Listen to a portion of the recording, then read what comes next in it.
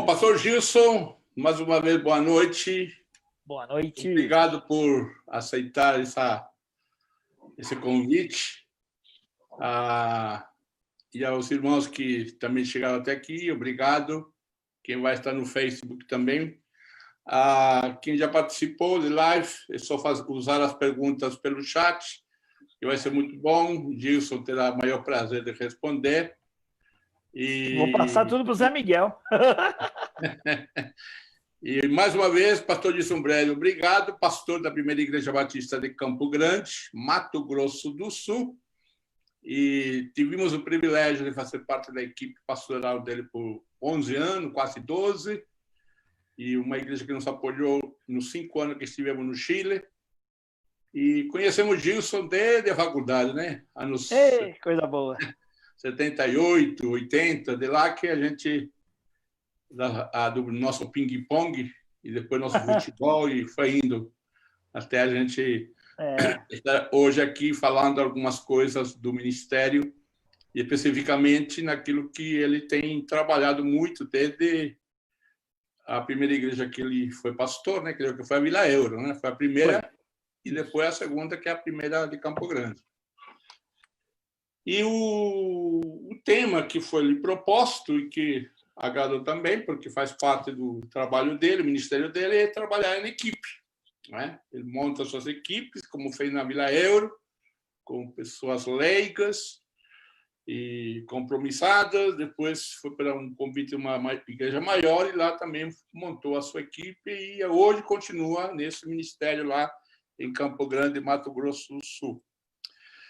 Então, o convite foi feito e aí está para nos transmitir um pouco da experiência dessa arte, né? Porque, logicamente, ele deve ter alguns princípios, algumas ideias, como que ele monta essa equipe, como escolhe as pessoas, né?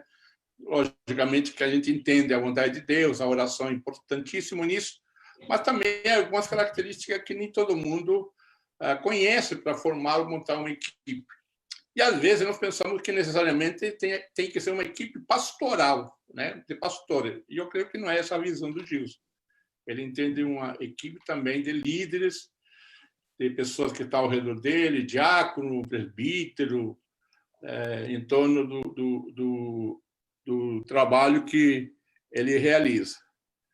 Então, pastor Gilson, fale-nos, então, sobre a arte de montar e formar essas equipes aí, e gostaríamos de ouvi-lo. Mais uma vez, obrigado por estar aqui. Imagina. Boa noite a todos, graça e paz. É honra, é privilégio e é responsabilidade, né? A gente estar aí com o povo de Deus, líderes, homens e mulheres, que têm, assim, a percepção de que realmente trabalhar em equipe é indispensável. Eu sou Gilson Breder, casado com a Vasti. Aliás, eu tinha 15 anos quando eu me apaixonei por Vasti, ela tinha 11 anos. E a gente, claro, não pôde começar a namorar, isso aconteceu só mais tarde, quando eu tinha 19 anos e a Vasti 15 anos. E até nisso a gente percebe que o ministério que a gente desenvolve tem o que eu diria dos fundamentos de Deus, né? A história antes mesmo do exercício da liderança. Porque, no meu caso, eu acho que é indispensável e é impensável falar de liderança sem falar da Vasti. Porque a Vasti, minha esposa, ela sempre foi muito presente no ministério. E, então, muitas percepções do que eu deveria fazer ou não deveria fazer não foram propriamente minhas, mas também da minha esposa. E isso acontece até hoje, quando nós tratamos de assuntos da igreja, de entender o que se passa com a igreja, nos ministérios, sempre a Vasti, ela me ajuda muito a ver. Então, eu parece que fui muito abençoado por Deus nesse sentido, de que sempre tive pessoas ao meu lado para me ajudar no exercício da liderança. Então, é um privilégio estar aqui com vocês. Quero pedir permissão para o Zé Miguel e para a gente orar juntos. E vamos, então, falar de alguns princípios que eu fui entendendo que são a minha trajetória em liderança. Eu não os conhecia de modo teórico, mas de modo experimental a coisa foi acontecendo, e hoje, olhando para trás, eu consigo localizar algumas fases do ministério e algumas evidências de que os princípios de liderança, embora eu não os conhecesse de modo formal ainda, Deus me deu a oportunidade de passar por eles. Vamos orar então. Pai, no nome de Jesus, te agradeço demais a amizade, o companheirismo do pastor Zé Miguel há tantos anos, Senhor. Seguramente mais de 40 anos nós nos conhecemos. Então, nós realmente nos conhecemos profundamente e é um privilégio estar aqui, servindo a Ele, servindo aos irmãos e trazendo a Deus para o Senhor a declaração mais que absoluta de que se houve acertos, eles foram do Senhor e as falhas, com certeza foram nossas, Pai. E nós glorificamos o Senhor por esses homens e mulheres que estão aqui e pedimos que nesse bate-papo, nessa troca de experiência, o Senhor nos ajude a ampliar a nossa visão sobre liderança e sermos equipados para a obra do ministério, formal, informal, em casa, no trabalho, na igreja, na sociedade, em qualquer lugar. Estamos agradecidos pela instrumentalidade do pastor Zé Miguel, que sempre teve um coração para treinar as pessoas, não para o céu, mas para a vida aqui na terra. Me lembro perfeitamente do pastor Zé Miguel dizendo que o preparo que os crentes deviam receber não era para o céu, mas para a terra. Eles iam repercutir no céu, mas a vivência na terra era essencial, porque nós estávamos aqui em missão. Muito obrigado por ele, pela Roseli, suas filhas, seu lindo ministério ao longo dos anos, e por todos os discípulos que ele fez e vem fazendo, e está instrumentalizando pessoas, inclusive nesse tempo de mudanças, Zé Miguel sempre presente, ativo, sempre sabendo realmente fazer uma boa leitura do tempo, das estações, das mudanças e dos cenários. Glórias pela vida do Zé Miguel, pela vida da Roseli, nós te damos em nome de Jesus. Amém. Pois bem, nós já ouvimos aquela frase de que sozinhos nós vamos mais rápido, mas em equipe nós vamos mais longe. Esse é um princípio que é norteador para mim. Eu sempre quis fazer as coisas em grupo, com pessoas, ao invés de fazer sozinho. Isso vem da minha própria personalidade, no sentido de que eu não sou uma pessoa que gosta de ficar sozinha, isolada. Eu não acho que seja errado pessoas gostarem, não é, de terem mais tempo a sós, mais reflexivos. Absolutamente. Deus fez as pessoas do modo certo, como elas devem ser, mas essa questão da solitude não é alguma coisa que me acompanhou muito. Eu sempre gostei de estar com pessoas, gostei de observar as pessoas, eu sempre gostei de perguntar pouco e ouvir bastante. Creio que isso no livro Etapas da Vida de um Líder, eu me esqueci agora o autor, você lembra, Zé Miguel, quem foi? Etapas na Vida de um Líder? Não lembro. Então, mas ele fala de um tempo que ele chama de fundamentos soberanos. Quando você nem era, quer dizer, a sua história, de onde você veio, quando você foi pequeno. Então, eu creio que algumas dessas coisas que a gente carrega vieram justamente por isso. A origem em casa, no lugar onde nós crescemos e tudo. E eu sempre gostei de ver as pessoas mais velhas conversando. Eu me lembro, na roça ainda, na casa do meu avô, na fazenda, os adultos conversando, a garotada brincando, eu me sentava ali. Olha o Luiz chegando aí. E a garotada ia brincar e eu ficava ali porque eu queria ouvir os assuntos dos adultos muitas vezes. Então, parece que esta noção de que a gente aprende com os outros é muito importante. Então, quem crê que precisa desenvolver uma determinada visão, um determinado ministério, precisa estar consciente de que precisa estar com pessoas. Eu não sei se o pastor Zé Miguel lembra, mas a gente não tinha internet no nosso tempo de faculdade, né, Zé Miguel? Então, a gente dependia mais, para estudar um determinado tema, dos livros. E eu não tinha livros, né? E como eu trabalhava muito longe, era difícil ir à biblioteca da faculdade para fazer consultas.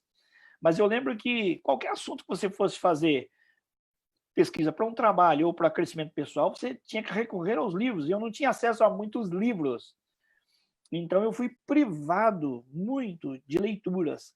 Creio que isso me ajudou também a ficar prestando atenção em conversas.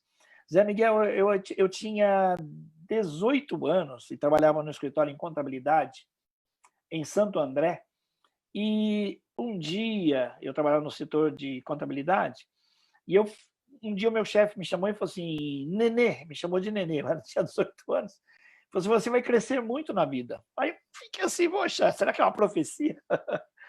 Mas ele falou, sabe por quê?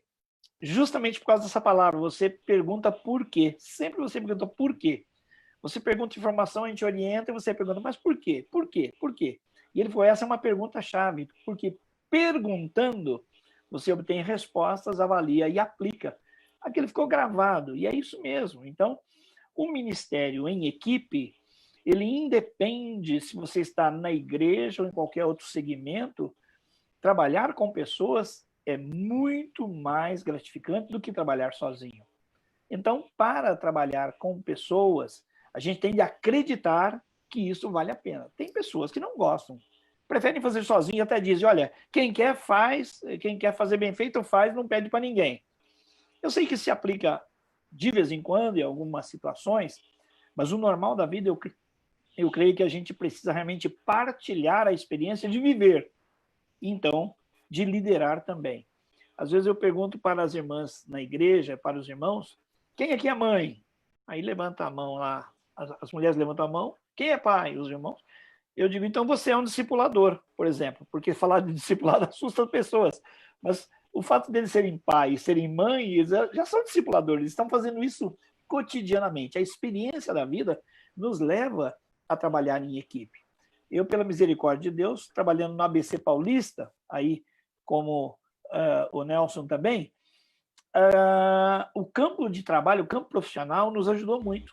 Se eu pudesse checar a minha experiência ministerial, desde São Bernardo do Campo, com a experiência profissional, eu creio que eu fui formado para a liderança nas equipes de trabalho nas empresas. Então, o mundo corporativo me ajudou muito a entender organização, método, subordinação, prestação de contas, planejamento. Então, essas coisas todas eu atribuo, pastor Zé Miguel, a esses fundamentos que Deus preparou para que eu me desenvolvesse neles. Então, quando fui para o ministério propriamente dito, em São Bernardo do Campo, primeira igreja que eu pastoreei, era uma igreja que tinha 5 anos de organização. E o pastor que me antecedeu foi o pastor Sérgio Pedro Fiorotti, um evangelista de mão cheia, homem de Deus lindo. E eu estava no 2º ano de faculdade, Zé Miguel, teológica. Então, quando eu fui convidado para assumir o ministério, eu falei, não, isso aí é impensável, porque eu não tenho condições, eu não estou preparado, eu estou fazendo o curso ainda. Eu sei que o curso de formação teológica não é tudo, mas no meu caso é tudo e um pouco mais, porque eu não teria condições. Mas orando e pedindo a Deus, alguém, um amigo nosso do seminário, da faculdade, falou assim, tira um tempo de oração. E eu fiquei 1 mês orando e buscando respostas. Aí eu li as cartas pastorais e ali eu vi que era difícil ser pastor. Mas eu tive a bênção de, ao comunicar isso para aquela igreja que me convidava para o ministério, dizer, olha, irmãos, eu não sou evangelista. Aí o Zé Miguel vai lembrar, o Rubens Magalhães falou assim, não, mas eu sou evangelista, não tem problema. Aí eu falei assim, então, ele estava me dizendo que na igreja eu não precisava ser o pastor, o único evangelista, não é? E eu falei, vocês vão ter que construir, mas eu não tenho experiência de construção. Aí o Alfeu falou, não, mas não tem problema, a gente tem experiência aqui, tem esse e aquele. Então, esses fundamentos de liderança que eu creio que foram fruto da própria bondade e misericórdia de Deus, me deram lá em São Bernardo do Campo uma equipe. Então, eram ali 5 ou 6 homens, e eles falaram, não, pastor, me lembro do Alfeu dizendo assim, o senhor é novinho, tinha 28 anos de idade, o senhor é novinho, a igreja também é novinha, nós vamos aprender tudo juntos, não precisa ficar preocupado. E o que aqueles homens falaram, eles praticaram, eles tiveram muita paciência comigo. E então, eu fiquei os 6 primeiros anos do meu ministério sem tempo integral, eu trabalhava na empresa. Então, aquela experiência que eu adquiri na empresa, uma experiência organizacional, comecei a trazer para a igreja.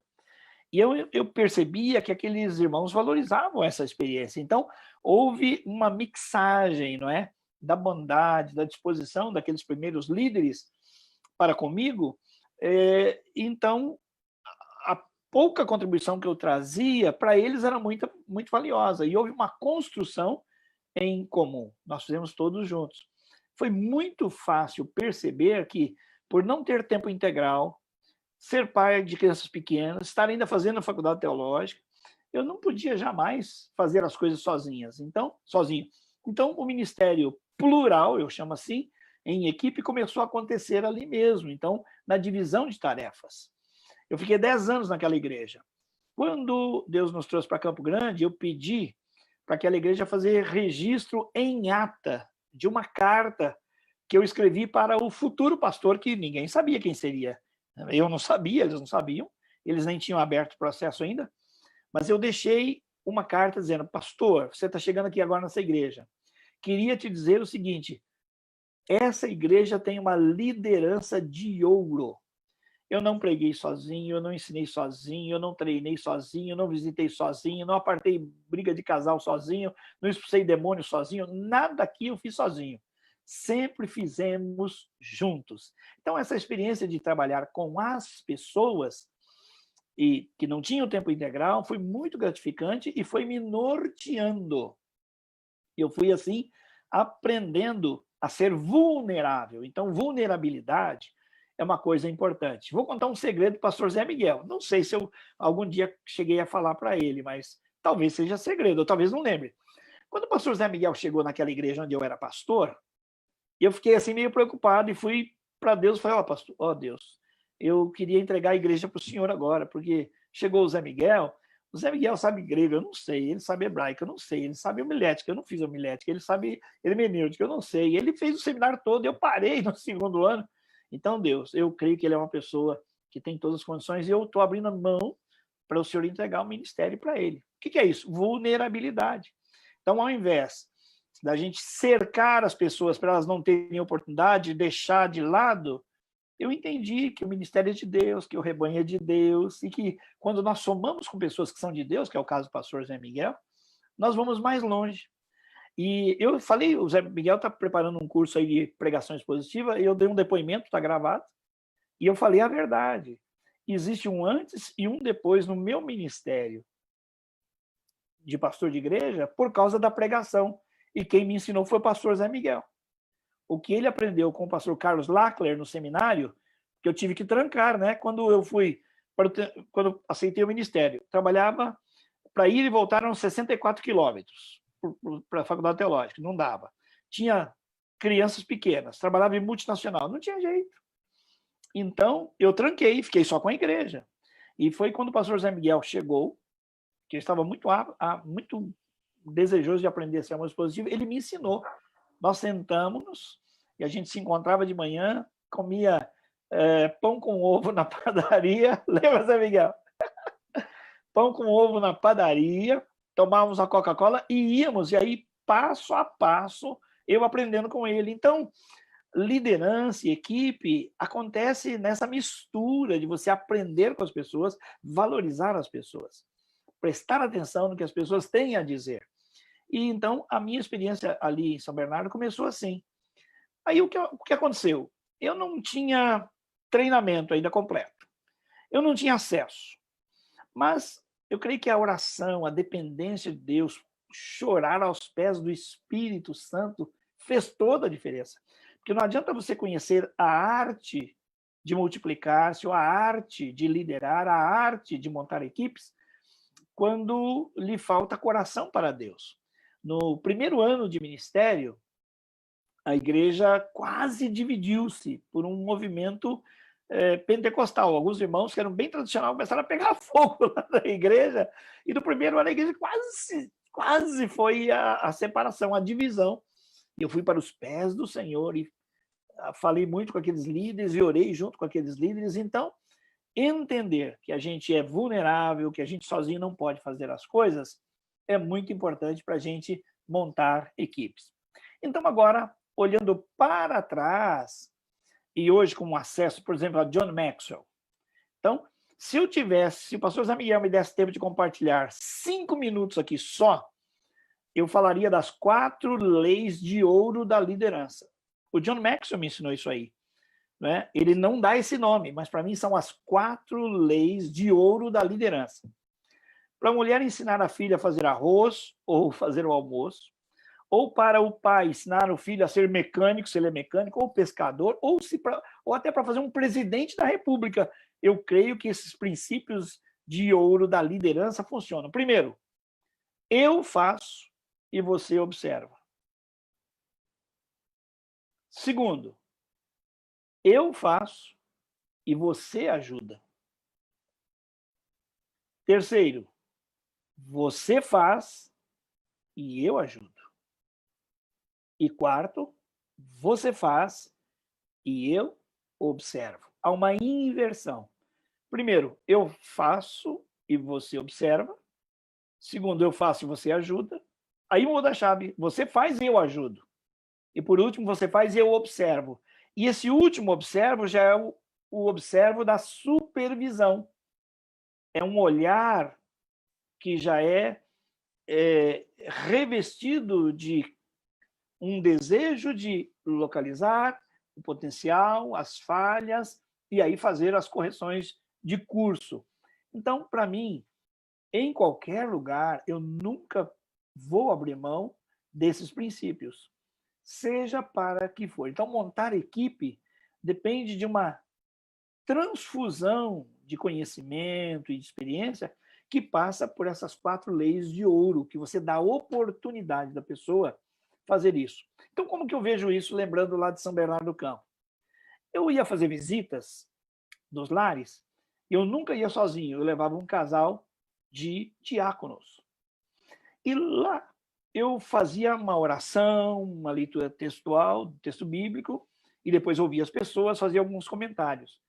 E chegou a época que eu até pensei assim, acho que esses irmãos pensam que eu decorei essa oração, porque eu faço ela igualzinha praticamente toda visita que eu faço. Mas o que era? É que eu queria que eles absorvessem, que eles entendessem a minha teologia e a minha devoção. Aquilo que era importante colocar para Deus, como colocar para Deus, as questões que eu colocava para Deus, de valorização das pessoas, de cuidado com as pessoas, paciência com as pessoas. Então, fazia isso muitas vezes. Se eu tivesse que visitar uma mesma família 2 ou 3 vezes, isso aconteceu, eu levava um casal de diáconos, numa outra eu levava mais um, além do que eu já tinha levado, e depois outro ainda, e fazia uma espécie de rito de aproximação e abordagem naquelas visitas. Até o momento que, quando eu comecei a incluí-los, eu falava assim, ô Valtinho, você pode orar para nós? Era interessante, ele orava e usava palavras do meu vocabulário, coisas que eu havia repetido, eram valores, mas ele já havia recebido e já estava repetindo, já estava, então, numa fase de poder ajudar. Eu vi isso muito claramente. E que foi o que o Zé Miguel fez comigo na área da pregação também. Ele passou passo a passo, nós fomos construindo, nós fomos revezando na pregação. Você lembra, Zé Miguel? O primeiro texto bíblico que nós pegamos foi 1 Pedro, primeira carta de Pedro, e fomos preparando juntos, ele expunha num domingo, eu expunha no outro domingo. Porque a gente imergia realmente no texto bíblico para descobrir e depois para fazer as aplicações, pensando na igreja.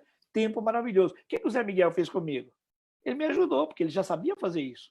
Então, fazer e alguém observar é muito importante. Fazer e alguém ajudar é muito importante. E depois deixar a pessoa fazer é extremamente importante. E, por último, avaliar e elogiar muito a pessoa, reconhecer o avanço das pessoas é muito importante. Então, eu diria que esses 4 passos de ouro para a liderança funcionam em qualquer lugar para você montar a equipe, seja em casa, seja no trabalho, seja na turma de futebol, ou seja na igreja e até com uma equipe contratada. Agora, tendo em vista que quando você faz e o outro tem que aprender, então você tem que ter condição de ensinar alguma coisa. Aí entra a autogovernança, não é verdade? Provérbios diz que ninguém deve se orgulhar de conquistar uma cidade, mas ter domínio próprio, autogovernança. Então, quando a gente olha para nós e vemos as nossas dificuldades, nós precisamos buscar essa autogovernança. Por quê? Porque se eu vou fazer alguma coisa para alguém olhar, eu preciso de alguma maneira ensinar. Eu não sou perfeito, mas o convite do apóstolo Paulo para sermos imitadores dele, como ele é de Cristo, sem dúvida nenhuma, nos chama a atenção para essa gestão pessoal, né? Ele conhece seus pontos fortes, conhece suas fragilidades, conhece a sua vulnerabilidade e então compartilha. Nesse sentido, eu usei e abusei das pessoas. Deixa eu explicar para vocês. Lá em São Bernardo do Campo, com a igreja ainda pequenininha, eu percebi que eu recebia no gabinete pastoral as pessoas que queriam se tornar membros da igreja, por exemplo. E um dia eu estava lá atendendo no primeiro andar, eu ficava no escritório, e eu falei, gente, eu não estou capacitando ninguém a fazer isso aqui. Eu faço as perguntas, eu faço as avaliações, ninguém aprende nada. Estou fazendo errado. Eu tenho de fazer isso com os líderes. Então lá nós tínhamos o conselho de obreiros, que era o conselho da igreja, os líderes. E aí, para receber membros, nós passamos a fazer as entrevistas com o conselho juntos. Claro que as entrevistas ficaram quilométricas, né? A gente começava às 7 da noite e até meia-noite ou mais. Mas é incrível, eu comecei a fazer as perguntas. Então, quando vinha alguém de outra igreja, aquelas perguntas de prática, como é que está o seu coração? De onde você veio? Como era a sua experiência lá? Está tudo bem? Você se frustrou? Tem alguma dificuldade? Tem alguma luta? Então, aquelas perguntas, não é, diagnósticas, para entender o processo de mudança da pessoa, eu passei a fazer isso junto com os meus líderes. E depois de fazer algumas vezes, eu abria dizendo assim, olha, está aqui o irmão fulano de tal, ele quer se transferir para a nossa igreja. Vocês fiquem à vontade para fazer perguntas. Irmãos, as mesmas perguntas que eu fazia, eles começaram a fazê-las. E depois, eles melhoraram as perguntas. Aí é que é demais. Quando você percebia que eles aprenderam e apreenderam, eles ganharam aquele poder de análise, né? De ver a vida, ver os cenários, e eles melhoraram, porque faziam perguntas que nem me ocorriam. Então, coisa simples de fazer junto. Eu nunca peguei lá, naquela época não tinha nem PowerPoint, tinha lá esqueci o nome, como chamava? O retroprojetor. Mas eu nunca dei um treinamento com retroprojetor para eles. Mas o pouco que eu sabia, eu fazia junto com eles. E eu percebi que isso foi dando para eles valor. Eles se sentiam importantes em fazer o que eu também fazia. Então, a partir da pouca experiência que eu tinha e da autogovernança que eu tinha, conhecendo minhas limitações, e eu falava para eles, olha, irmãos, nisso aqui eu não sei como fazer, queria ouvir vocês. Às vezes, para deliberar, tomar alguma decisão, as reuniões demoravam muito, porque eu ouvia pessoa por pessoa. Talvez Zé Miguel vai lembrar. Uma vez, nós tivemos um retiro de adolescentes e houve um problema lá, não lembro qual foi o problema, que os pais reclamaram, deu confusão lá no retiro de adolescentes. Eles eram uns 30, mais ou menos. Nós chamamos os 30 e nós ouvimos um por um. A reunião acho que terminou quase 1h30 da manhã, mas sabe, todos puderam falar. Isso é importante. Isso é importante. É bom ter porta-voz, mas quando a gente pode se expressar, é importante. Muitos problemas, especialmente entre igreja, agência missionária e missionários, acontecem porque eles não podem falar. Entende? Então, deve haver espaço de troca, de experiência, de aprendizado. Tem que haver tempo de escuta para as pessoas se manifestarem. Outra coisa que eu percebo já mais agora é que As pessoas são diferentes, têm experiências diferentes, têm temperamentos diferentes.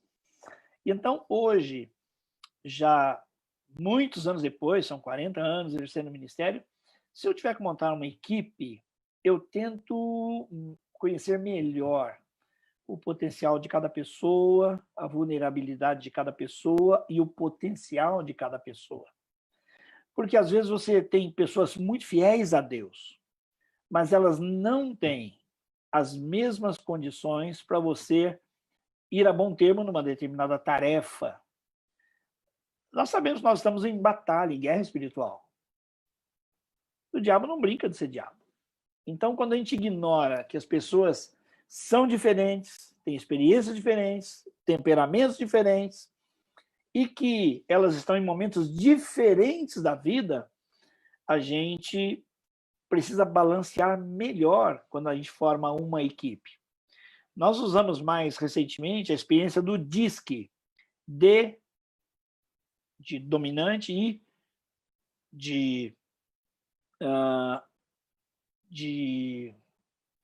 esqueci a palavra agora, influenciador, o S de seguro e o C de criterioso, DISC. Se você for na internet, você vai ver o teste do DISC.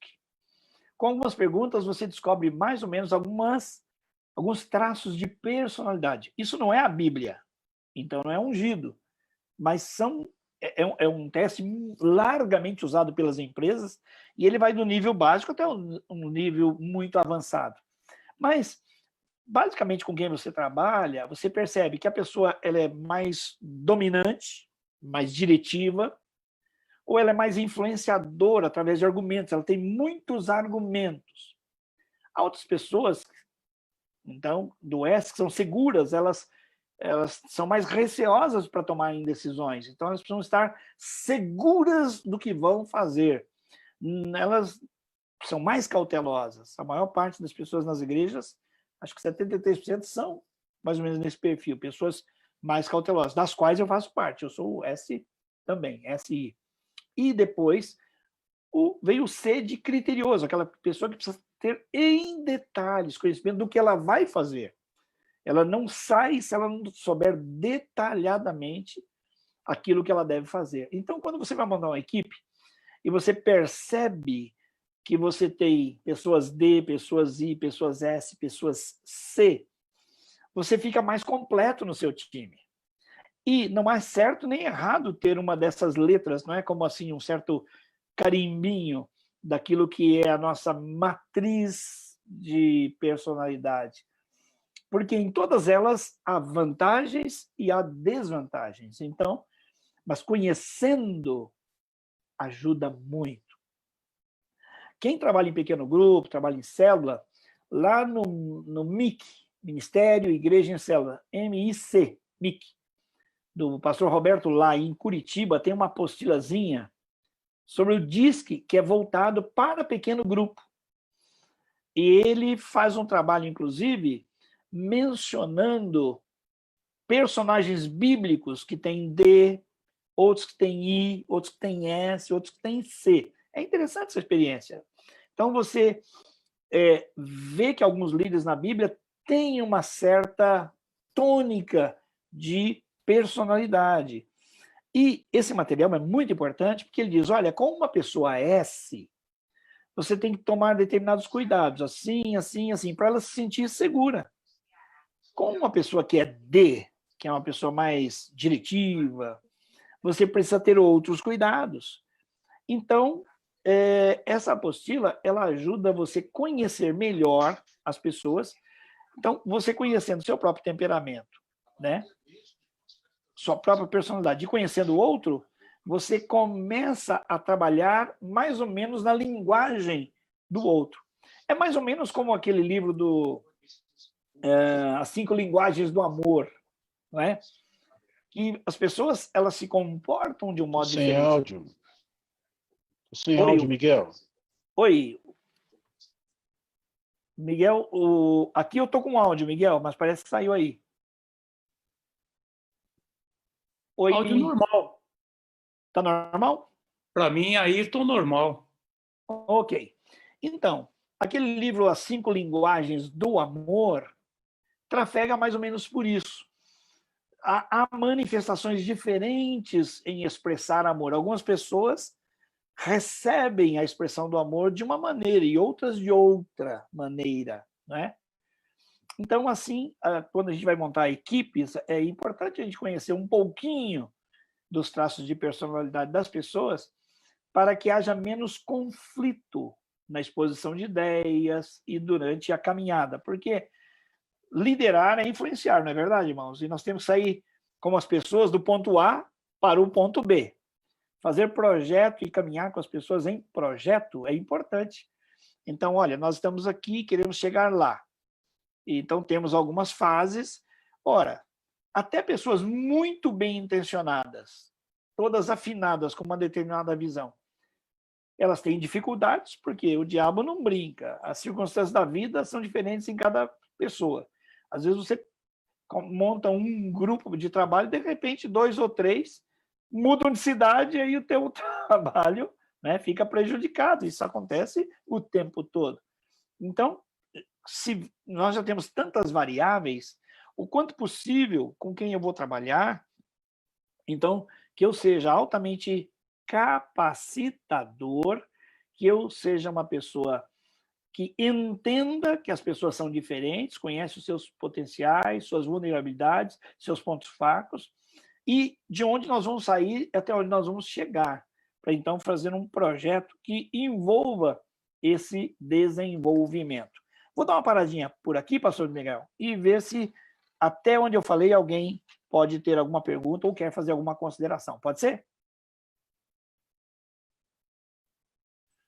Ok, irmãos? Alguém tem alguma perguntinha para ser feita? No chat e no Facebook tem pergunta. Aliás, como que chama no Facebook, o título do livro, aliás, Etapa da Vida do Líder, é J. Robert Clinton, o autor. Joia. Então, quem colocou ali, Moacir Alcântara. E aqui tem várias mensagens que está muito bom, que são boas a live, estamos bombando. Ah, que bom, glória a Deus, né? O pessoal está gostando. Beleza. Alguém tem alguma pergunta?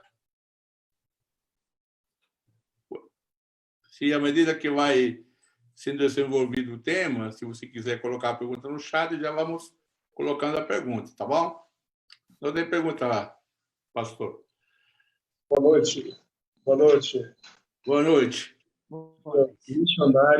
Missionário Manuel Braz, estou aqui no sertão da Bahia, na cidade de Conde. Coisa boa, hein?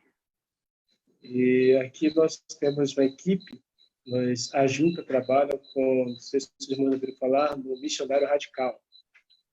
E esse Missionário Radical, ele vem para o campo, onde nós fazemos papel de mentoria com eles. E, atualmente, nós temos aqui 7 jovens missionários que já estão na segunda fase, que nós chamamos de PFM, que eles fazem parte do Programa de Formação Missionária. Então, nós estamos influenciando eles a esse trabalho missional. E a minha pergunta a minha visão com eles é sermos criteriosos na implementação da visão. Eu entendo que eu preciso envisionar esses meninos a serem apaixonados pela obra missionária. Mas a gente percebe que não é fácil a gente implementar essa visão na vida dessas pessoas. Eu tive uma experiência quando eu trabalhei em Sergipe, plantando igreja em Sergipe, e hoje o missionário que está lá é uma pessoa que eu fiquei muito feliz quando o senhor falou que chamava pessoas para lhe acompanhar. E o missionário que está lá, eu gostava de dizer que era a minha sombra. E hoje ele está dando continuidade ao bom trabalho. Mas a gente viu como as coisas elas se apresentam de forma diferente. Aqui a gente não consegue ter isso, que as pessoas parecem que não compram a visão de imediato. Embora eu estou com muitos anos aqui, lá eu passei 7 anos, né? Então, assim, como lidar com isso, né? Ter essa paciência para o tempo certo para implementar essa visão na vida de outros, né? Essa assim que eu percebo que os meninos têm dificuldade, né? E às vezes eu fico procurando recursos, e essa área de formação é a área que eu gosto. Mas eu queria entender um pouco mais da cabeça do outro, pela experiência do Senhor, algumas dicas que a gente possa ter essa visão para que o reino possa ser expandido a partir de então. Amém. Então, acho que você tocou no ponto que eu já ia entrar. Formar equipe é realmente desafiador e tende a haver uma convergência de visão. Então, do ponto de vista bíblico, todos temos a mesma missão. Eu aprendi com o pastor Lourenço Stélio Rega, que é um dos meus discipuladores, e até eu aprender uma coisa que seja mais plausível, eu adoto, que é a missão tríplice da igreja: glorificar a Deus para cima, edificar o corpo de Cristo, os crentes, que é para dentro da própria igreja, e para fora proclamar o Salvador. Então, em termos de missão, você pode mudar o esquema, você pode mudar o jeito de desenhar isso aí, mas basicamente essa é a missão de todos nós, né? Que é viver intimamente com Deus, glorificando a Deus em tudo, não só no culto, não só no ministério, mas na vida toda. Ter o nosso trabalho de capacitar os crentes para o ministério deles, Efésios capítulo 4, nós somos dados para a igreja para capacitar os crentes para o ministério deles. E temos que anunciar o Salvador, claro, as boas novas. Então, essa missão ela é genérica, seja aqui em Campo Grande, ou seja aí em São Paulo, ou Pernambuco, ou Bahia, mas a visão não. A visão, segundo o George Barna, é uma fotografia do futuro preferível. O que é a visão? Uma fotografia de um futuro que eu prefiro. É como se eu pudesse entrar no túnel do tempo e ver as coisas que vão acontecendo. E eu visse, olha, eu gostaria que a nossa igreja, ou a nossa missão, ou essa tarefa que eu tenho de trabalhar com radicais, fosse feita exatamente assim, assim, assim, assim, assim. Então, esse modus operandi, esse como vai acontecer, nós chamamos de visão. Então, quando você tem pessoas que querem cumprir a missão, mas elas têm uma visão diferente de como isso deve ser feito, isso altera muito o trabalho da equipe. E não é incomum, não é incomum. Eu tive um momento no meu ministério que um líder chegou para mim e falou assim: pastor, eu gosto do senhor. Eu acho que o senhor é um homem de valor, um homem crente mesmo, de caráter, mas eu não concordo com a sua administração. Aí eu, carinhosamente, falei assim: sabe, irmão, eu acho que não é exatamente a administração, é a visão. E passei a explicar para ele que aquilo que ele idealizava como seria o culto, como seria a igreja, era diferente daquilo que eu idealizava para a igreja, na qual eu estava atuando, da qual eu era pastor. Então, a visão de como as coisas devem ser... Vou dar um exemplo mais simples. Sem áudio. Oi, será que chega? Está chegando aí, Renato? Está chegando aí o áudio? O áudio depende dele, não de você. Certo. Ele tem que clicar aí para conseguir o áudio seu. Uhum. Chegando bem. Ok. Então, o que acontece? No nosso meio cristão e de igreja, como líder de igreja, uma coisa que é muito fácil de você perceber, visão, é como funciona o culto, né? Alguns gostam de um determinado estilo musical na igreja, de um jeito de fazer o culto, outros gostam de outro jeito. Aí se dá uma divisão por causa da visão. E quando um tem uma visão e outro tem outra visão, aí você tem divisão, não é verdade? Então, o nosso desafio é grande no sentido de nós termos uma visão clara do que nós desejamos. Houve um momento aqui nessa igreja, onde nós pastoreamos agora Campo Grande, nós estamos aqui há 29 anos, mas os 4 primeiros anos foram anos especialmente difíceis. Por quê? A igreja tinha tido por 27 anos um pastor maravilhoso, homem de Deus, pastor Jonathan de Oliveira. Mas ele tinha uma personalidade mais diretiva que a minha. E ele tinha dons diferentes dos meus. E ele tinha uma maneira particular de dirigir a igreja. Então, depois de 27 anos, claro, que eu chegava, eu representei uma mudança de como as coisas deviam ser.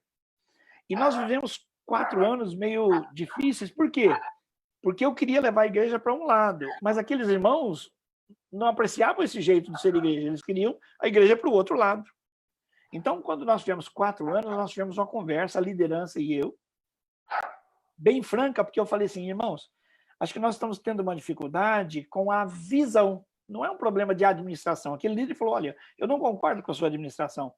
Mas não era a administração, era a visão. Eu falei assim, então eu vou dizer para os irmãos como eu sonho a igreja. A igreja, para mim, ideal seria assim, assim, assim, assim. E vocês depois vão poder falar o que vocês esperam. Embora isso eu tenha mostrado quando eu cheguei na igreja. Mas é que quando uma igreja recebe um pastor, parece que ela recebe a visão dele, mas nem sempre. Ela quer um pastor, nem sempre a visão. Então, na hora da execução da visão, dá confusão.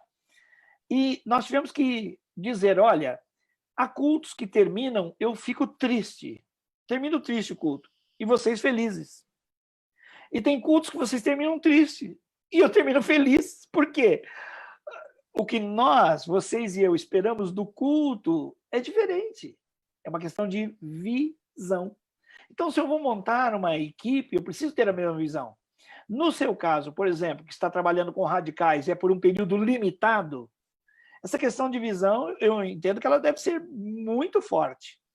Porque se a pessoa separou um tempo para aquilo e ela vai dedicar-se, ela precisa ter a mesma visão. Se ela não tiver, ela vai dificultar o trabalho para ela e para o irmão também.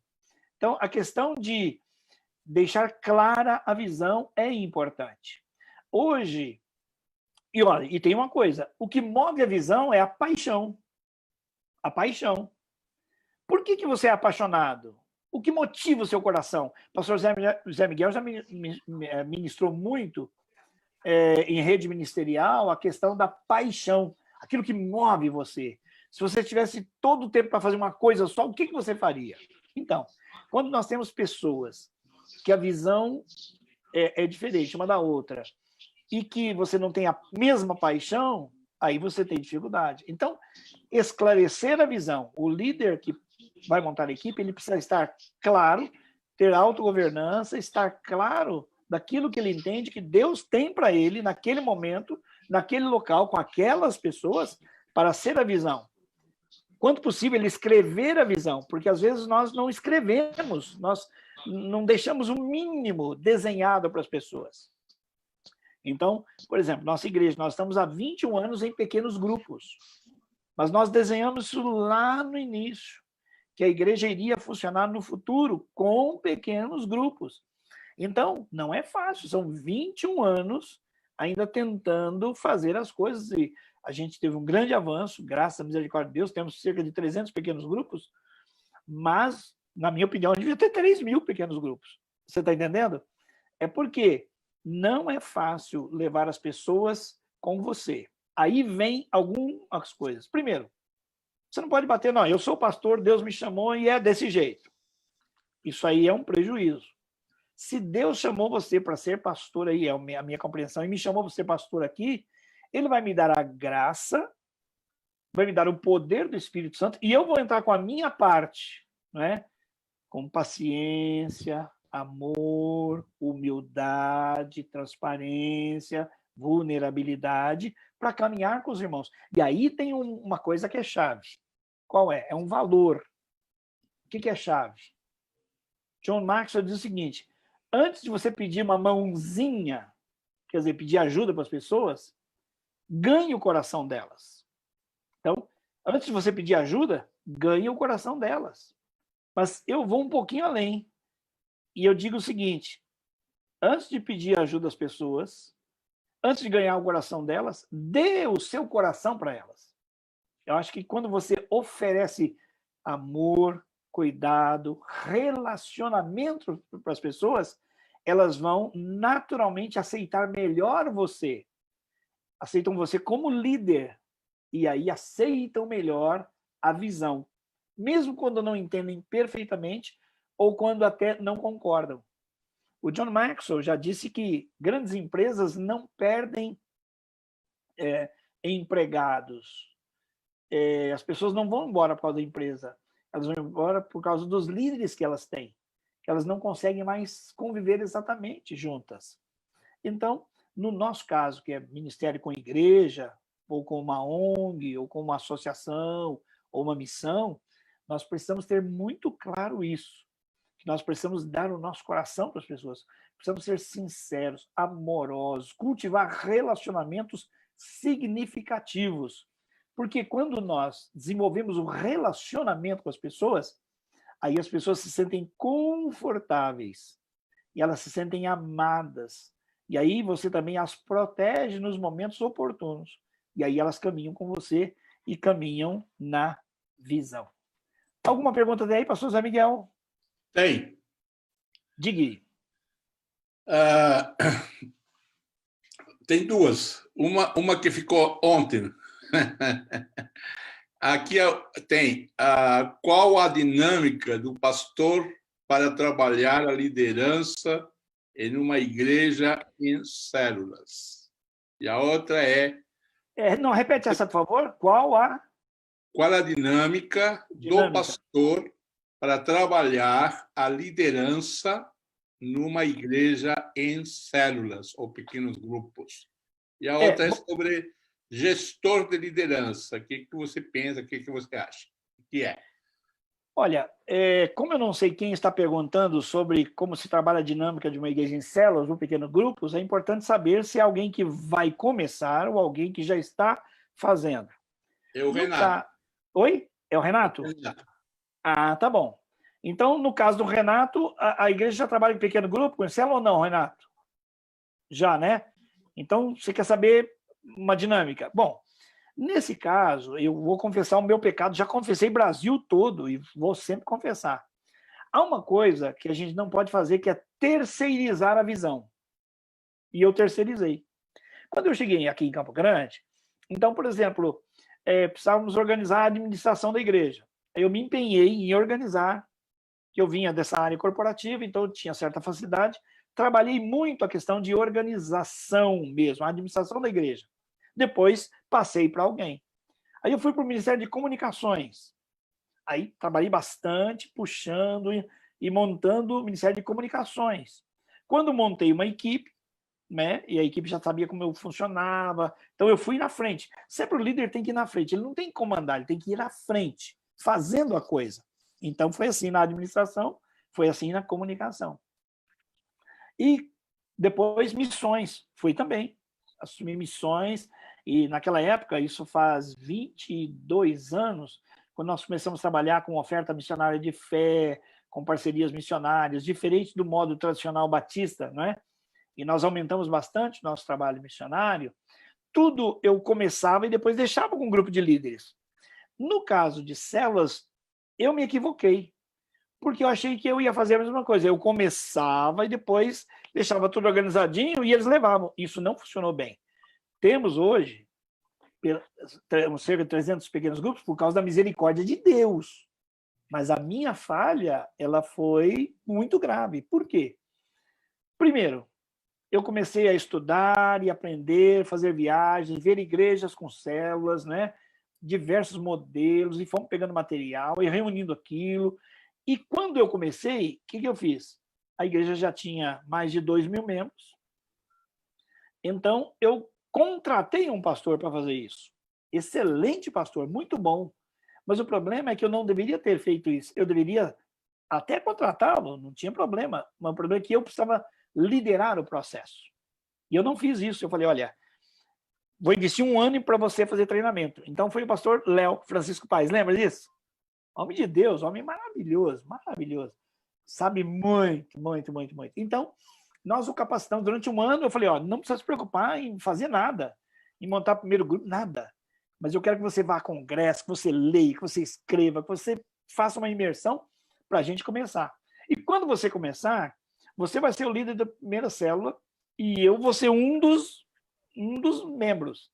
E aí nós tínhamos, naquela ocasião, 7 pastores, contando com ele. Então, nós seremos a célula protótipo, você liderando a gente. E nós fizemos isso. E isso não é o ideal. A gente não pode terceirizar a visão num caso tão essencial que é dos pequenos grupos e da célula.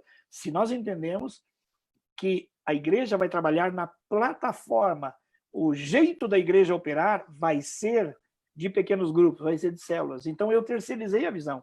E isso atrapalhou muito. Então, a primeira dinâmica que eu diria para fazer isso é começar como eu fiz agora. Há 3 anos, eu assumi uma igreja pequena para ajudar, a Igreja Batista do Colibri. Zé Miguel, ficou sabendo, Zé Miguel? Né?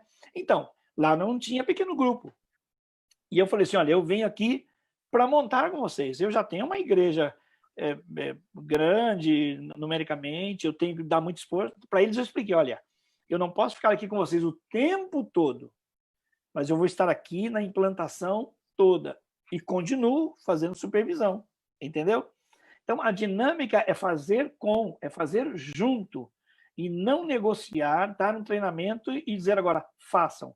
E olha que eu estou bem acompanhado nessa falha, porque o próprio John Maxwell, eu vi um vídeo dele, pastor Zé Miguel, onde o John Maxwell, o guru de liderança, quando ele ainda não estava no mundo do treinamento, mas como pastor de igreja, ele ouviu falar dos pequenos grupos e, muito planejado, organizou e dividiu a igreja em pequenos grupos. Em 1 ano morreu tudo. Por quê? Porque ter uma igreja de pequeno grupo não significa fazer listas e colocar nome de pessoas. A dinâmica é muito maior que isso. Então, se alguém vai começar ou alguém tem poucos pequenos grupos, a melhor dinâmica é fazer junto com. Olha o poder do exemplo. Durante essa pandemia, uma das coisas que eu fiz, logo no início, foi orar pelas pessoas aqui em casa, e um dia eu me lembrei de um irmão e me preocupei com ele, porque eu sei que ele é um trabalhador autônomo. Vendeu, ganhou, não vendeu, não ganhou. E eu pensei bastante nele, e aí liguei para ele. Primeiro que ele falou assim, pastor, como assim o senhor está me ligando? Eu nunca imaginei que ia ser uma ligação do pastor. Eu falei, então, irmão, estou orando para saber como você está, como é que está a sua família, assim, assim, assim. Aí ele me falou. Eu falei, irmão, eu não queria ser assim intrometido, mas até onde eu sei, você trabalha como autônomo, então, comissionado, não é verdade? É verdade. Eu falei, então, eu acho que as coisas vão parar muito agora. E eu estava pensando, no fundo da sua casa, você não tem um lugarzinho lá, bem preparadinho? Ah, eu tenho sim, eu venho construindo ao longo dos anos. Eu falei, então, você pensou em usar aquele espaço agora, fazendo lanches? Porque as pessoas vão continuar comendo. E está tudo fechado. Então, quem sabe você pode se treinar, fazer alguns lanches e entregar para as pessoas. Ele ficou assim, falou assim, mas, pastor, como assim? Primeiro que eu nunca imaginei receber a ligação sua. Segundo, o senhor está me sugerindo, o senhor se preocupou comigo e o senhor está me dando dica, me dando toque do que eu posso fazer na pandemia por causa da minha família. Ele se emocionou, e eu também, né? Só que o pulo do gato estava aí. Eu falei, então, irmão, agora eu tenho um desafio para você. Sabe, irmão, não foi bom receber minha ligação assim, assim? Então, você me disse uma coisa que me ensinou, me orientou. Eu nunca esperei uma ligação sua. Então, vai e faz o mesmo. Põe no seu coração ligar para 2 pessoas que não esperam a sua ligação. E você não quer dizer que tem que dar dica do que elas vão fazer, mas preocupe-se em dar atenção. Olha, irmão, estou pensando na pandemia, você ir sozinho, com a sua família, está tudo bem, posso fazer alguma coisa, queria orar por você. Então, faz com 2 pessoas que não esperam. Não ligue para ninguém que você conhece, vai ser mais uma ligação, não. Ligue, peça a Deus 2 pessoas que você não conhece e faça isso. E quando fizer, e elas disserem o que você está dizendo, puxa, muito obrigado, eu não esperava. Fala com elas, irmão, posso orar agora com você, capacitando você, potencializando você, intercedendo para você, fazer a mesma coisa com outras 2 pessoas? E eu falo, pois não. Por que eu estou contando isso? Porque hoje, uma pessoa, eu conversando com ela, fazendo discipulado, ela disse, você sabe aquela ideia da gente orar por uma pessoa e orar 2?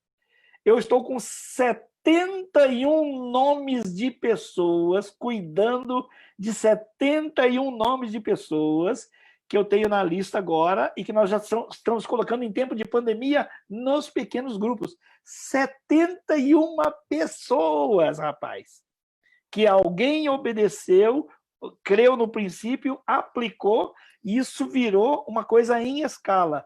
71 pessoas, só proveniente dessa pessoa, entendeu? Então, a dinâmica, eu acho que sempre passa pelo modelo, é fazer junto. Porque não adianta eu falar, ó, é importante, façam. Eu acho que é importante a gente fazer junto com as pessoas. Claro que nesse caso, Renato, eu estou falando especificamente de uma igreja que tem como visão trabalhar os pequenos grupos, as células. Então, esse é o dia a dia.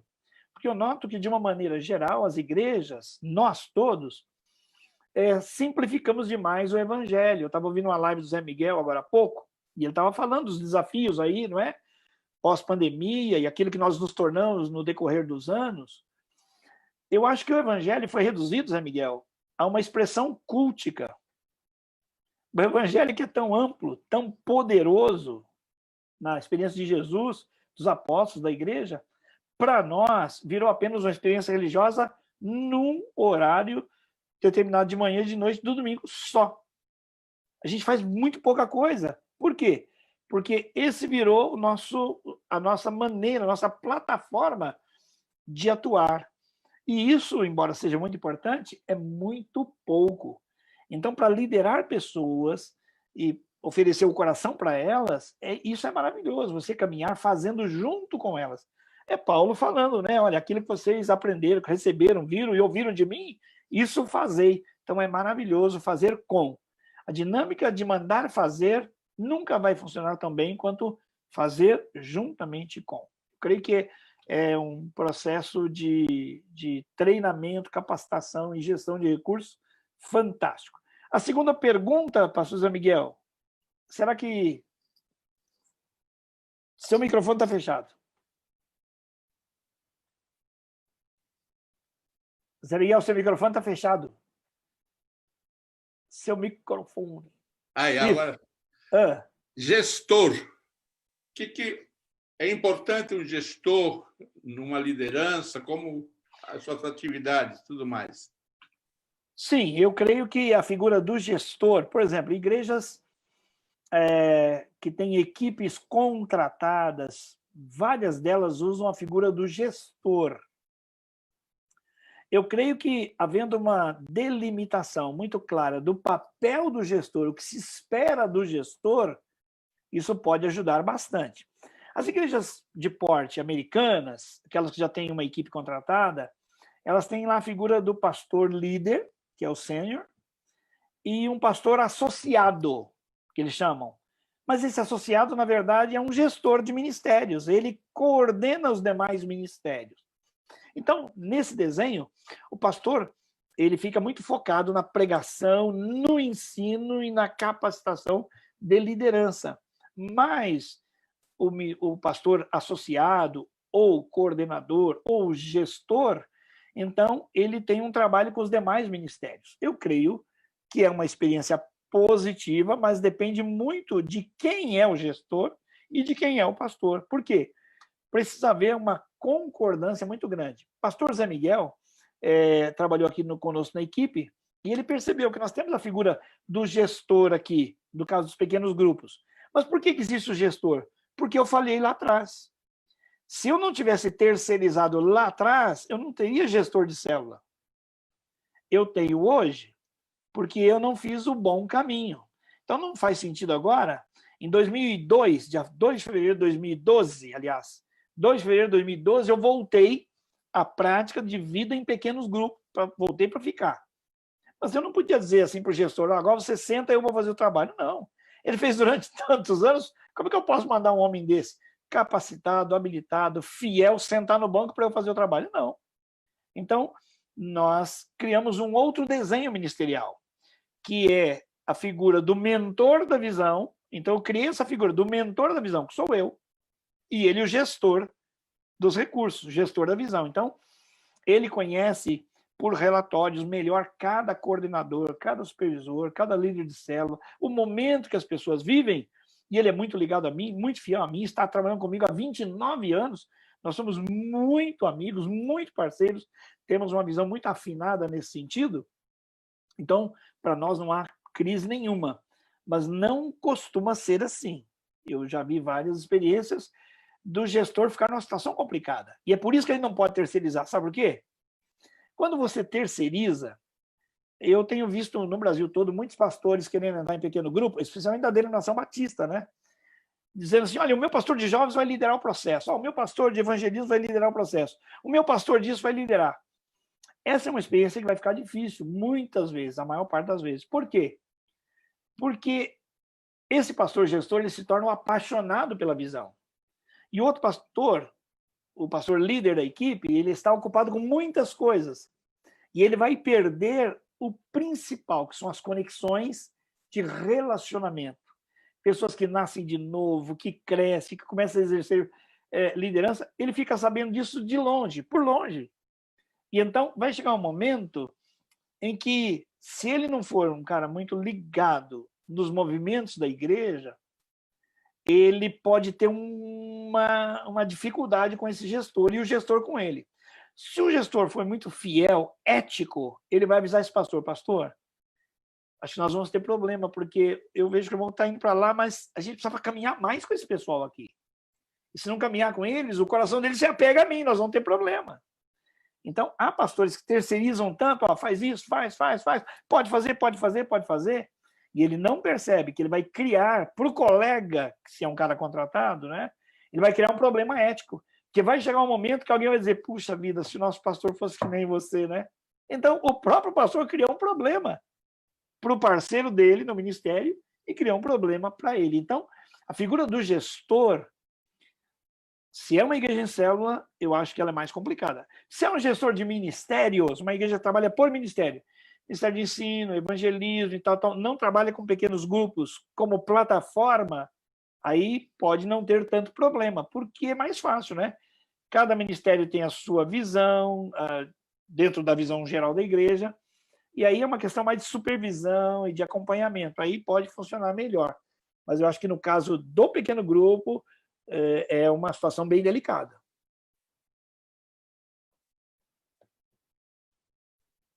Há perguntas? Não há perguntas. Aqui havia uma pergunta, mas foi respondida ali, que é relacionamento significativo neste tempo de pandemia, como fazer? Aí você contou a questão do telefonema, que virou aí 73 pessoas 71. ligadas aí naquele irmão lá fazendo.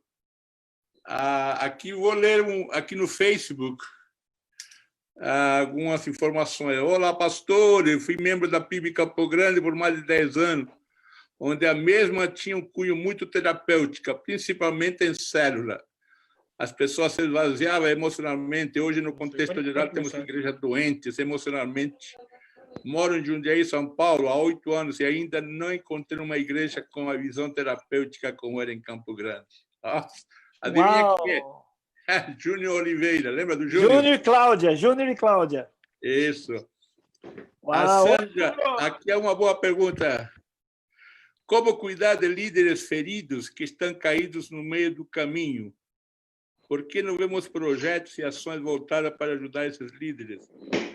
Ao final, esses líderes foram feridos porque estavam ou estão numa visão para cumprir a missão. Essa pergunta foi hoje levantada também, não desse jeito, mas seria até interessante você tocar no grupo de pastores batistas aqui do estado de São Paulo, grupo do WhatsApp, né? E eu coloquei que um dos trabalhos bons que eu acho para ajudar um pastor, e quando trabalha em equipe, fica muito mais fácil de ser ajudado. Além dessa pergunta lá do Facebook, dos pastores feridos, e a questão dos como trabalhar pastores problemáticos, com situações difíceis, dentro de uma equipe pastoral, no caso. Olha, eu posso dizer para nós, no nosso caso, Nós estamos, acho que de 1 a 10 em termos de discipulado, a nota que eu dou para nós é máximo 5, máximo. De 1 a 10 eu dou 5. Nós estamos muito longe. Agora, de 2 de fevereiro de 2012 para cá, eu falo isso com a equipe, nós nos conhecemos muito por causa do discipulado 1 a 1. Muito. E que hoje a gente nem consegue fazer 1 a 1 ainda, faz em grupo, mas temos alguns 1 a 1, né? Mas eu acho que é insubstituível o discipulado no pastoreio. É insubstituível. Então, conversando assim com os pastores da própria equipe, eu falo, olha, gente, nós não estamos bem, mas hoje nós nos conhecemos muito bem. Nós conhecemos as nossas vulnerabilidades. Eu entendo o quê? Que algumas coisas que nós jogávamos para debaixo do tapete, eu não estou falando de pecadão, não. Eu estou falando de reservas. Por exemplo, vou falar francamente, porque ele já deu testemunho público disso aí, não é? Pastor Djalma é o nosso pastor de missões e é o pastor da Rede 9. Houve um dia que eu estava com o pastor Djalma, isso há uns 9 anos, mais ou menos. 9, 10 anos. E eu perguntei, nós somos amigos, Djalma? Ele falou assim, não. Olha só, e ele já trabalhava comigo há mais de 10 anos.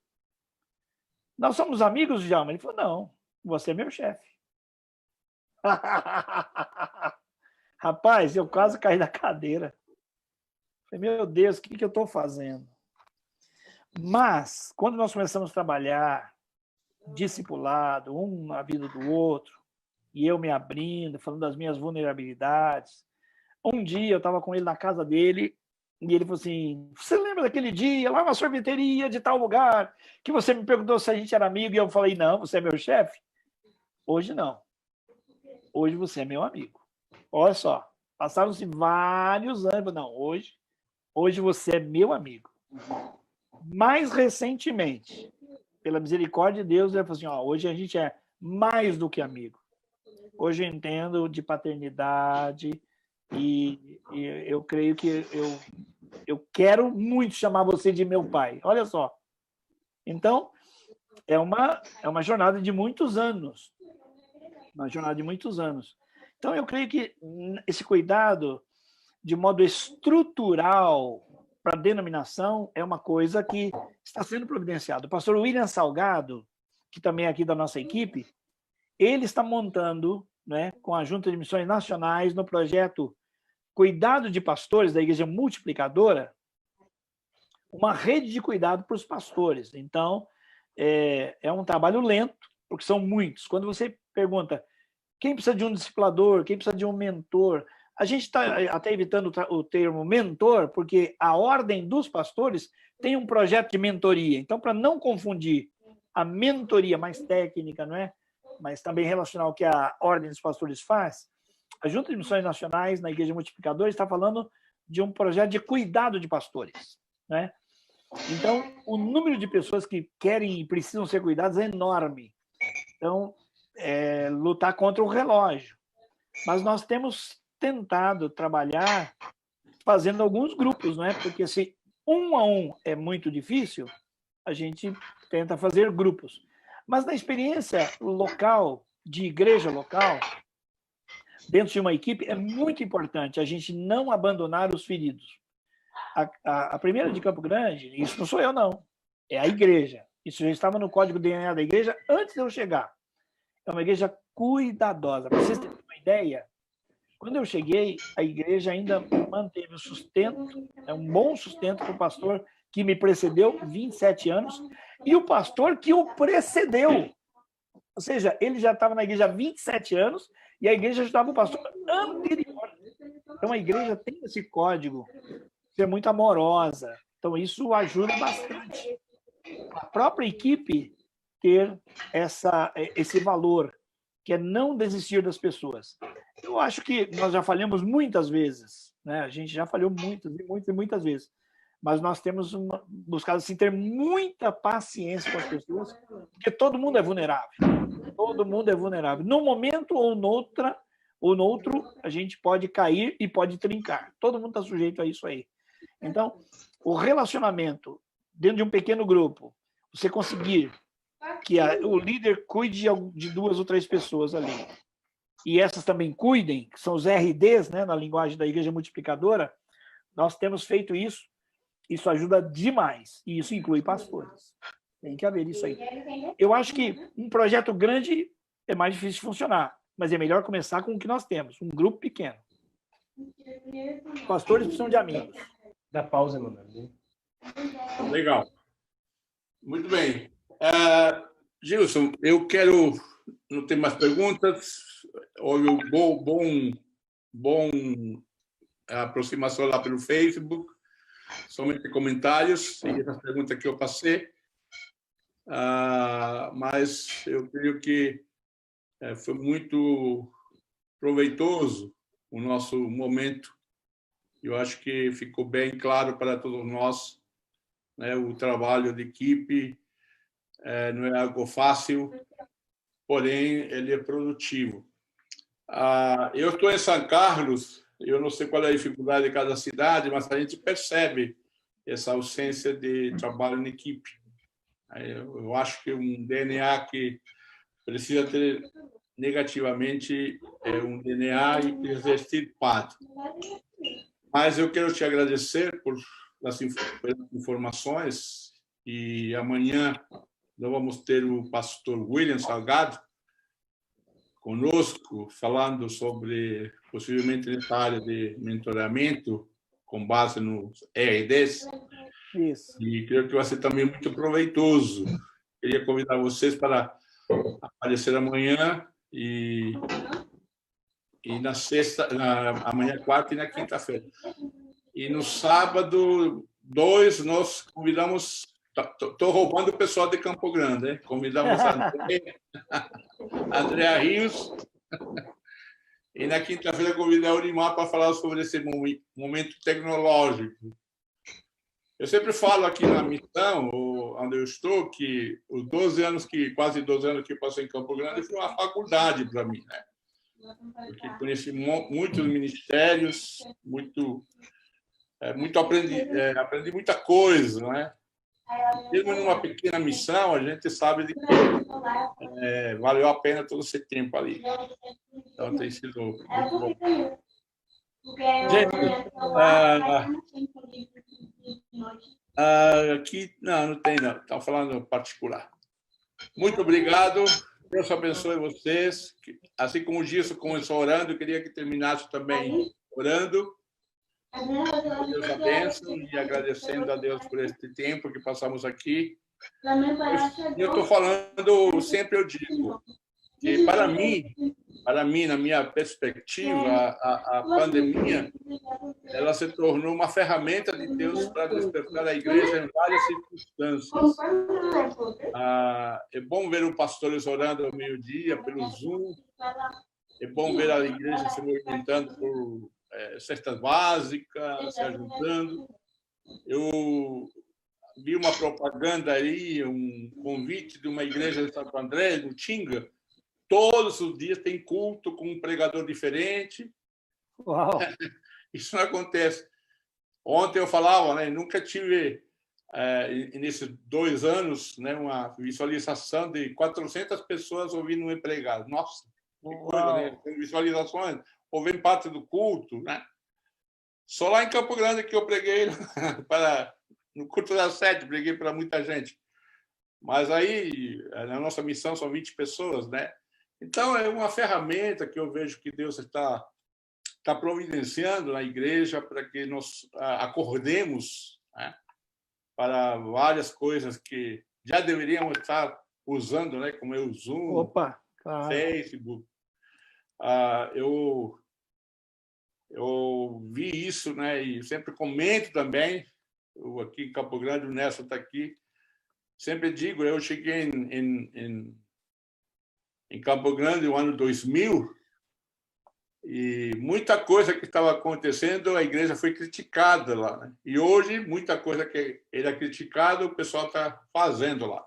Então, é bom sempre sair na frente, mas leva suas pedradas, leva suas críticas, leva suas pauladas, né?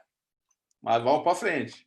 E eu continuo crendo de que nós as igrejas, como eu falei na segunda-feira, ou ontem, as igrejas vão ter que entender aquilo que não tem, fazer o ministério da igreja virtual. Ela vai ter que trabalhar, criar um sistema, uma estratégia, porque a gente sabe que vai ter o mundo virtual um campo missionário também, e que vai ser olhado agora com mais objetividade, né, com mais planejamento.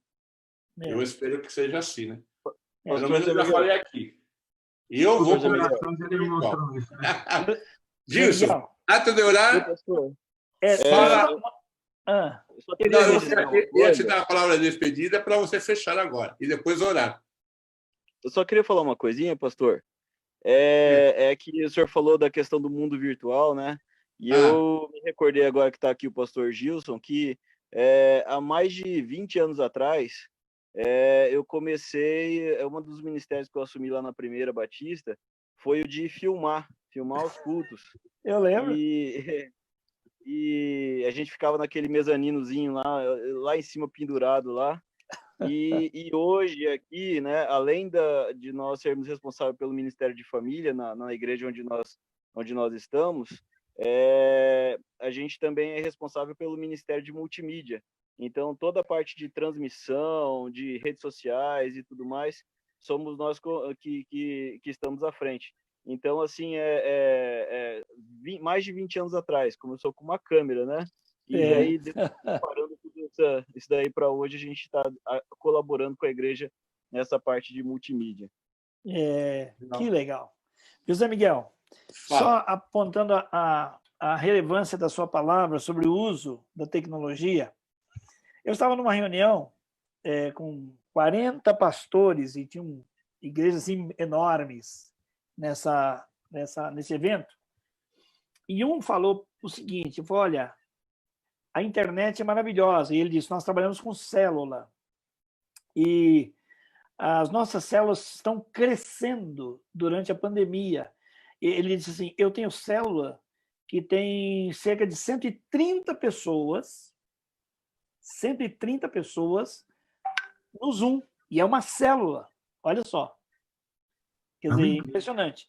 Ontem eu vi uma moça não crente falando também que ela entrou numa igreja aqui de Campo Grande, em célula, não é uma igreja batista, e que tinham dezenas e dezenas, mais de 100 pessoas numa live de célula.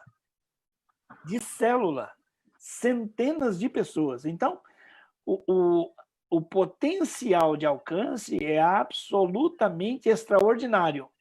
Mas, na mesma live que esse pastor falou que numa célula tinha mais de 130 pessoas, um outro pastor disse assim, olha, nós multiplicamos todas as nossas células, todas, agora na pandemia, para que cada célula tenha no máximo 8 a 10 pessoas, porque o relacionamento pelo Zoom com menos pessoas é muito melhor. Olha só, tudo é virtual, está alcançando centenas de pessoas, e isso é excelente, é maravilhoso, está atendendo, mas uma outra igreja, por trabalhar mais tempo com célula, ela estava mais preparada para chegar para os seus líderes e falar, gente, quando pendura muitas pessoas, vai ficando difícil.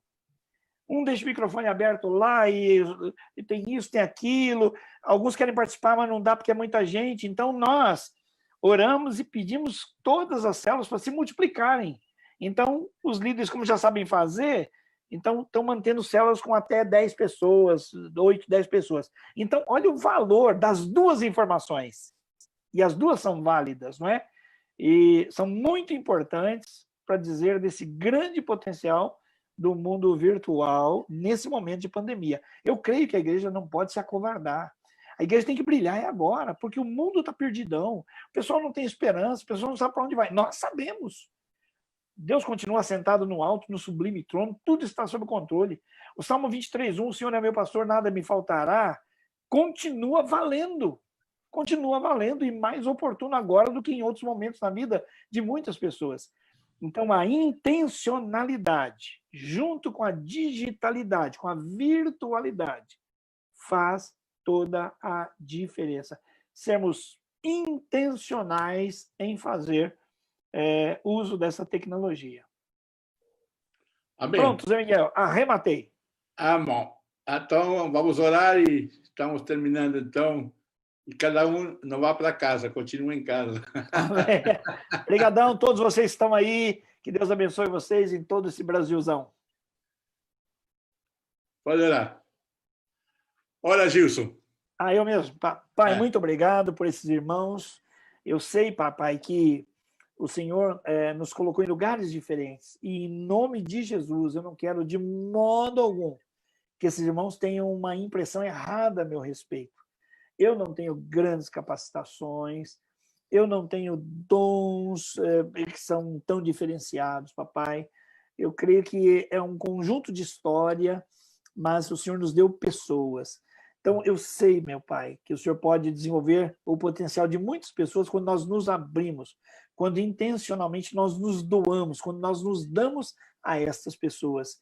Que esses teus filhos, meus irmãos, que todos nós, nesse tempo de tanta discussão, tanta polarização, tanto desconforto, que o Senhor use a cada um de nós para a glória do teu nome, edificação do teu corpo e para alcançarmos pessoas para Jesus, mesmo pela internet, pela digitalidade, pela virtualidade. Que eles sejam, ó Deus, abençoadíssimos com suas famílias, que todos estejam bem. E aquela palavra lá de 3 João, eu espero que você vá bem, especialmente a sua saúde, como vai bem a tua alma. Que a alma dos teus servos esteja muito firmada na palavra e na pessoa do Senhor Jesus Cristo, para a tua glória, edificação do corpo e salvação dos que não creem. Obrigado, Pai. Quero te agradecer mais uma vez pela instrumentalidade do pastor Zé Miguel, que o Senhor sempre usou, sempre usou, em toda a sua jornada, em toda a sua toda a sua história, trajetória, lá em São Bernardo do Campo, lá em São Paulo, lá em Capuava, Senhor, lá em Jaboticabal, aqui em Campo Grande, no Chile e agora de São Carlos, onde ele está. Usa poderosamente o teu servo, usa a Roseli, e, ó Deus, que eles sejam cheios da tua graça, misericórdia e poder para cumprir a sua parte nessa tarefa maravilhosa, em nome de Jesus. Amém. Amém. Obrigado, gente. Deus abençoe. Gente. Amém. Deus Boa abençoe. noite. Beijãozão. Pessoal, Obrigado. deixa o e-mail aí no chat, por favor, para mandar o material.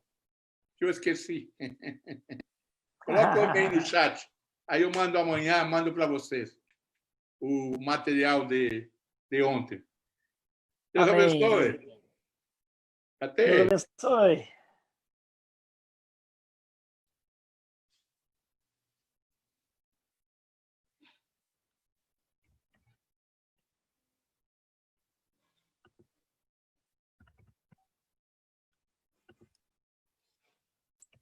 Aproveita que eu não estou ligando ainda, não, né?